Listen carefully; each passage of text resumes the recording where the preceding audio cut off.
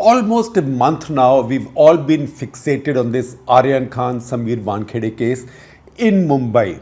And chances are that by the time you start listening to this week's National Interest, Aryan would have walked out of jail, although in my view, 25 days too late. Why do I say so? Because everything we know about the case, everything tells us there was nothing to justify his arrest, his incarceration and being charged under such a draconian law in any case.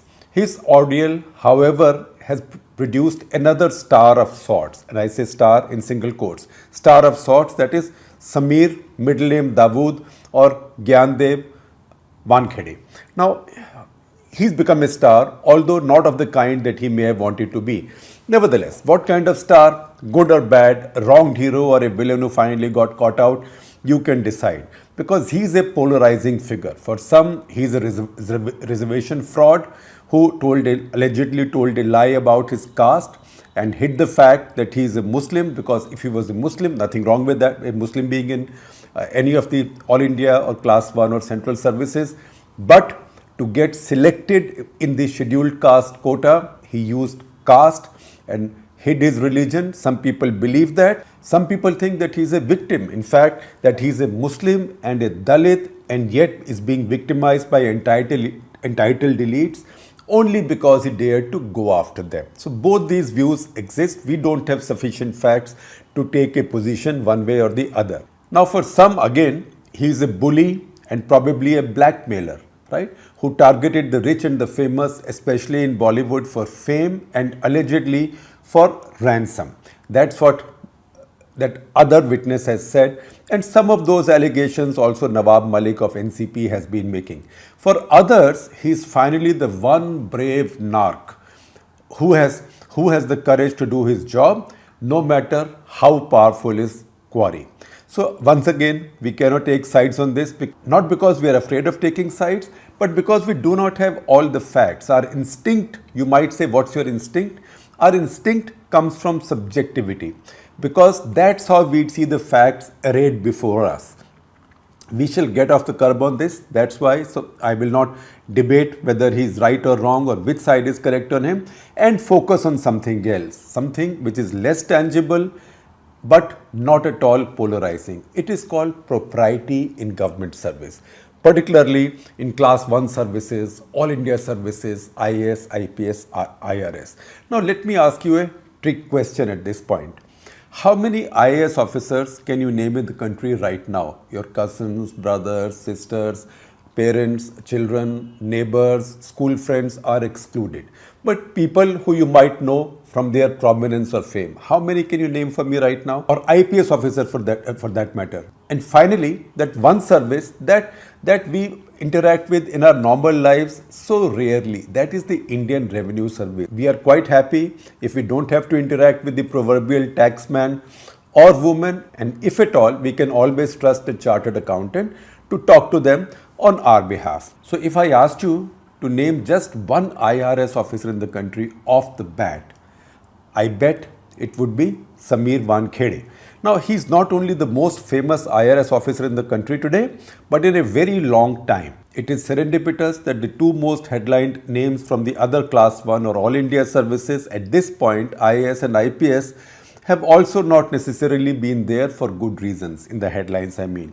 So, former Comptroller and Auditor General of India, Vinod Rai, gave a grovelling apology to Congress leader Sanjay Nirupam because he made an allegation against him in an interview that he had tried to put pressure on him to keep Dr. Manmohan Singh out of his 2G report. Now that one apology, already so many questions have been raised about his 2G report, and the fact is that India's telecom sector has been decimated essentially because of the aftermath of that report, that this has further raised questions on what he has done, because this really knocks his credibility greatly, an apology of this kind. Now in that case, he had conjured up a loss of 1.76 lakh crores, and mind you, the report was produced, the CAG report came out in 2010 at the peak of the Anna phase, so it fed into that frenzy that was going on, sab chor hai, mera neta chor hai, etc.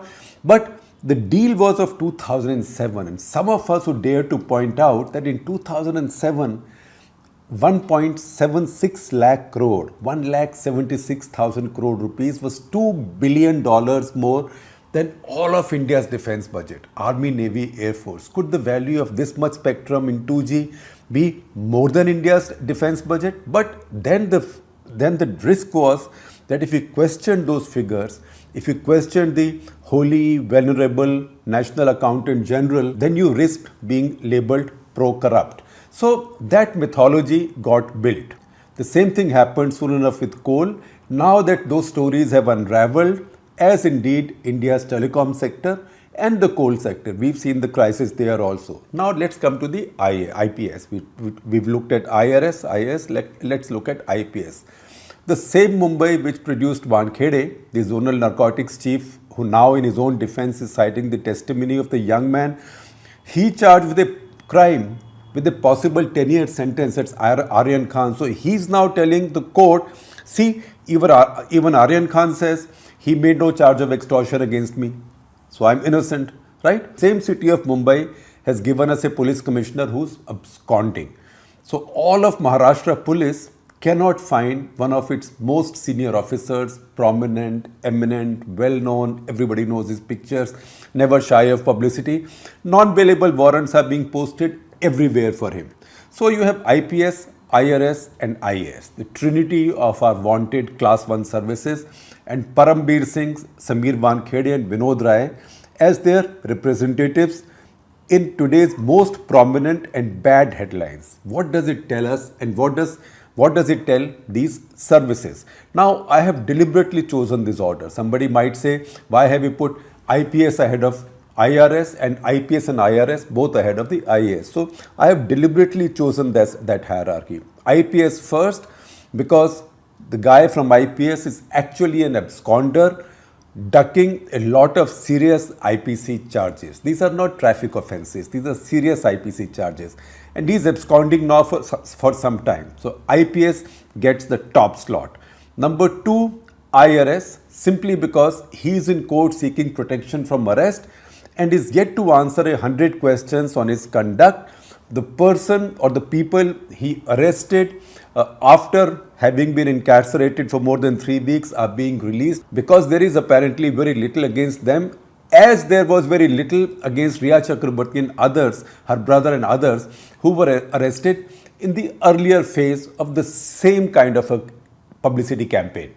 And IAS comes last for once because at least one thing we know about Vinod Rai from reputation and track record is that he's financially spotless. In fact, now even his colleagues, his batchmates, they may hate his guts for his fame, for what he did at CAG or what he did to Indian cricket, but even they say that he's financially spotless. Just that, however honest he might be personally, it hasn't worked very well in India's interests.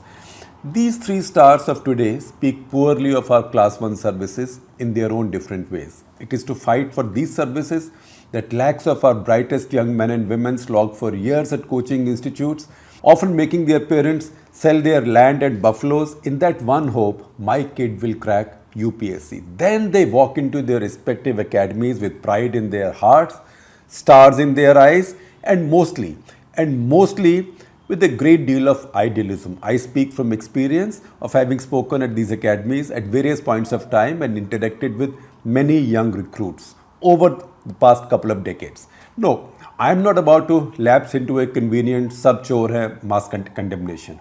Mine has never been that view. In fact, my view is absolutely to the contrary, that most people are honest, and I dare to say this even during the bizarre Anna Hazare months. The point here is, for every Parambir Singh, there are thousands of others doing their jobs honestly, sincerely, and at very modest government salaries, as there must be in IAS and IRS. It is just that we do not know about them. It is just that people who are becoming famous have done so for all the wrong reasons, and that is what we are complaining about today. So let me ask you some trick questions again. Name for me the last 6 incumbents each in the office of the Cabinet Secretary, Director Intelligence Bureau, and Chairperson of the Central Board of Direct Taxes. These 3 officers sit on the apex of these 3 services. If you can name even 6, because when I say 6 in each, I give you a choice out of 18. Even if you can name 6 out of 18, I will say fantastic. You are a brilliant person. The chances are that you won't know. But you know the 3 names in the headlines today, sadly. Or some of you might recall the name of the young IAS officer who was caught on camera asking his police to smash the heads of the farmers in Haryana. Or also one in Chhattisgarh bashing away passerby on camera for defying the lockdown. And other such people. Good guys go unnoticed, unsung. And it is tragic because they are straight, professional and play by the book. They are the very large majority. Now, what is that book? When we say play by the book, what is that book? So Bollywood deserves our eternal gratitude because it can always make a telling point for us. No need to Google some classics or no need to Google some quotable quotes. No need to make a meme either. So people dug out this clip from Tiranga, the film made by Mehul Kumar in 1993. It was a noisy nothing of a movie. But the clip from the film is Rajkumar in his characteristic drawl, which is so easy to mimic. He pulls out 2 papers from his pocket to confront a corrupt police officer. And he says, these are for you. One is the order of my release and the other is the order for your arrest. Now this clip is being shared quite widely with the caption Aryan Khan tells Wankhede. Now go to the movie on YouTube and listen to the context of that clip. Rajkumar asks the cop, what oath do you take when you join this service, when you don this uniform, he asks. And then reads out the oath every Indian joining All India services or Class 1 services mandatorily takes and then reads out in Hindi the oath every Indian joining All India services or class 1 services takes, which is like usual oath. I do swear or solemnly affirm that I will be faithful and bear true allegiance to the Constitution of India and that I will carry out the duties of my office loyally, honestly and impartially. We shall leave it to the conscience of these latest superstars of Class 1 services to ask themselves if they've been true to this oath. It's also a question that many others in the services need to ask themselves.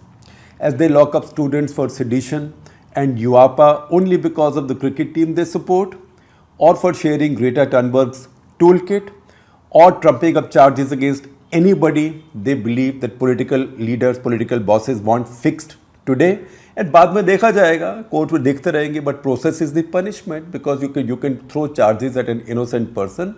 That innocent person will take 5 years and lots of expense in the courts proving his or her innocence. Meanwhile, you can have all kinds of muck spread about them. Now, these are only a few people. But in 2021, by which time we are so much more evolved than in the early 50s or late 40s, they are today's 2021 equivalent of Lavrenti Beria. Who was Lavrenti Beria? He was Stalin's favorite, notorious, infamous hatchet man. And the story goes that once Stalin got irritated with somebody and Beria said, I will arrest so-and-so. And Stalin said, but under what charge? He said, you name the man, I will give you the charge. So is that the way to go for people who join these great services in the country? Again, a vast majority doesn't do it. A few people do it. Again, they become famous. In some cases, they become infamous. In many cases, they benefit. In many cases, there is also a reckoning at some point of time when governments change, or at some point of time when not that often, but still often enough, justice strikes back. So they have to figure out if it is worth it. So I can do no better than conclude from some lines from S.S. Kheda. S.S. Kheda was the Cabinet Secretary of India between 1962 and 1964. He was among the doyens and founders of All India Services. He was also India's first Sikh Cabinet Secretary, and in fact, he had earned his fame in 1947 when, to stop riots in Meerut, he even called out the tanks, right? And that stopped the riots in Meerut. So he had this sizable reputation, Cabinet Secretary 62-64. He was so self-effacing and so opposed to the idea of civil servants seeking publicity that even if you Google him, you will find very little about him, maybe about a book, but very little else about him. He used to say famously, one mention in the newspaper headlines is one black mark. Two mentions in newspaper headlines are a bad ACR, annual confidential report, and a photo in a newspaper should invite the sack. Now, we know times have changed in 6 decades or 6.5 decades. But we also see what this madness for fame and stardom has done to some people in our great services, even as most others work sincerely in relative anonymity.